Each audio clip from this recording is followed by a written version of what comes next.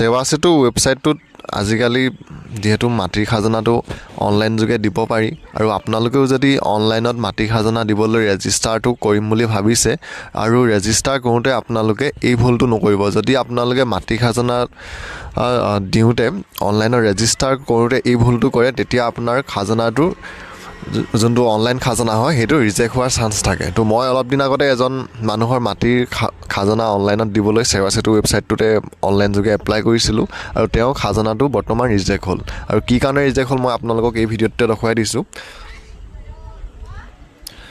মানুহজনৰ সকলোবিলাক ডিটেইলছ ঠিকেই আছিলে হ'লে, গাঁৱৰ নাম, তাৰপিছত মাটিৰ যোনটো পট্টা নং, তাৰপিছত সকলোবিলাক মই আধাৰ কাৰ্ডৰ মতেই দিছিলোঁ, আধাৰ ভেৰিফাই কৰি।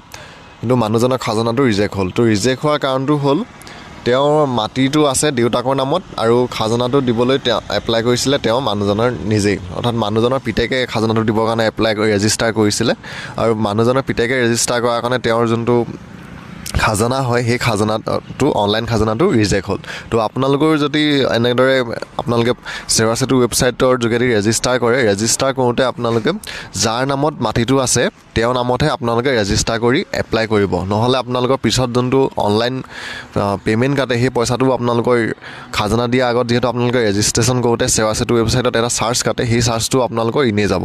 সেইকাৰণে আপোনালোকে যদি অনলাইনত খাজনা দিব খোজে তেতিয়া আপোনালোকে মাটিটো যাৰ নামত আছে তেওঁৰ নামতহে আপোনালোকে সেৱা সেতুত ৰেজিষ্টাৰটো কৰিব আৰু ৰেজিষ্টাৰটো কৰি আপোনালোকে অনলাইন ই খাজনাৰ কাৰণে এপ্লাই কৰিব।